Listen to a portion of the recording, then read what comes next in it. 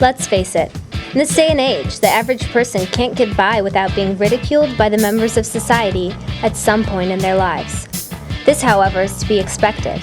As teenagers in high school, our world is consumed by stereotypes. Friends are chosen by stereotypes, and decisions are made about people before the first hello is even exchanged.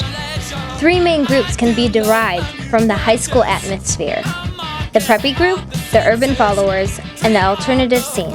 We're going to shed new light on this third group by asking random members of society what they think of alternative people, and also by interviewing the so-called alternative followers, asking them how they deal with everyday life that often entails harsh comments about their chosen way of dress, their behavior, and their religious views. People who choose to listen to certain music and dress a certain way shouldn't be punished for it. As a whole, they aren't criminals, nor are they bad people. They're just like everyone else, and in this documentary, we plan to prove it. The punk subculture is a culture that is based around punk rock. It came to be in the mid to late 1970s in the United Kingdom, the United States, and Australia. Punk culture encompasses distinct styles of music, ideologies, fashion, visual art, dance, literature, and film. Punk is considered a lifestyle by many. Several subcultures have developed out of punk, including hardcore, goth, and psychobilly. Punk struggled to resist commercialization and conforming.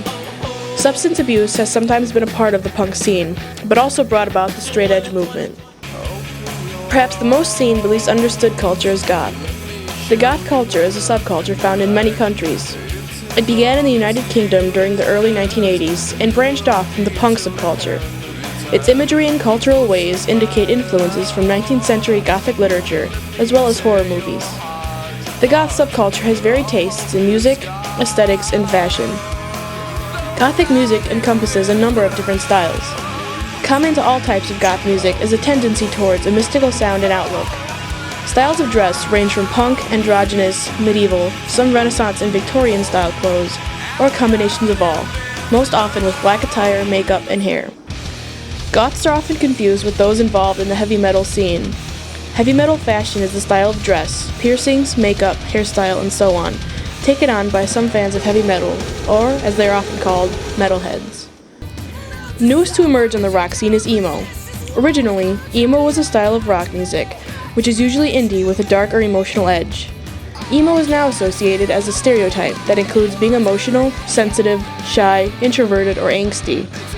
It is also associated with depression, self-injury, and suicide, which is why the stereotype that all emo kids like to cut themselves emerged. The term emo is stereotyped with tight jeans on males and females alike, long bangs brushed to one side of the face or over one or both eyes, dyed black straight hair, tight t-shirts usually featuring rock bands, studded belts, belt buckles, skate shoes or other shoes that are old and beat up, and thick black glasses. We're at the hip and I'm dressed all gothic and metalhead-like and we're getting people's reactions. So what do you think of my outfit? It's nice. Very beautiful. People will like look at you and try to judge you. I like it. Yeah, it's cool. I don't really judge people by their dress and what they listen to. It's kind of shitty. So if you just saw me walking down the street, you wouldn't think anything of it? No, I just think you're expressing yourself in your own way, which is totally cool. Do you let your daughter or your granddaughter dress this way? Oh hell yeah. It's like you're different than everybody else you see. It's your thing, go for it. It's fine. It's not scary? Yeah. Well, the eyeliner, like the... You saw other people like this and they were walking, what would you think?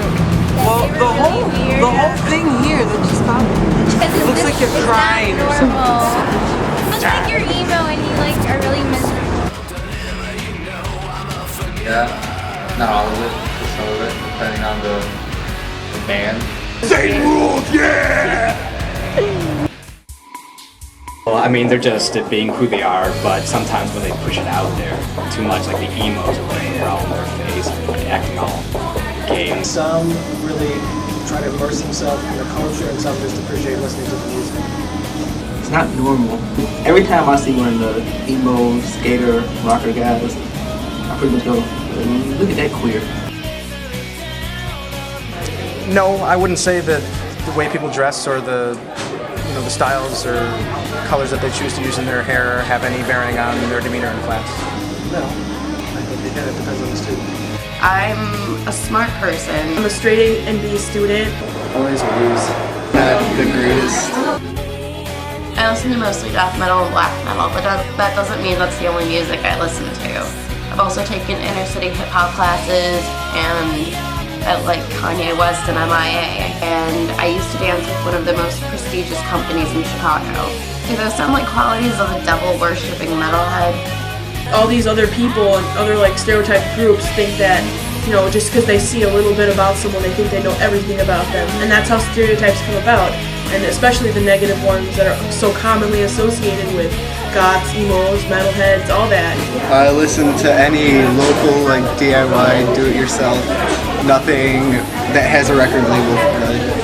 Anyone who doesn't agree with this lifestyle or clothing or whatever it is that I have, you know, you can go piss on your grandma or something. Don't ask me about my ears or if my legs hurt about ears. Well, this is the way I am, and I'm not going to change it for anybody. Well, like when people leave the house and they're dressed differently, like they should expect certain reactions, you know what I mean? Should we be treated like circus freaks? Because that's what they look like sometimes. I don't know, I mean, like, I'm not about to start walking around in pants and jeans that my 5-year-old sister would wear. You know, I guess I'm all for, you know, self-expression or being an individual or whatever, like the 5 million of them that shop at Hot Topic say that they're doing that week. It's like, who do you think you are? What are you trying to say? Your personality is so wrapped up in what you buy that you're gonna pay them to advertise their products? You're like a walking billboard. You're worse than a lot of the people that you claim to be so against. You're so anti-establishment. You're giving more money to the establishment. Like, you're not some rebel. You go to high school. Well, they're still people, and I think that's all that matters. I mean, I don't agree personally with some of the dress choices, but, you know, that's a personal thing, and it doesn't take away from who they are as people. That's most important.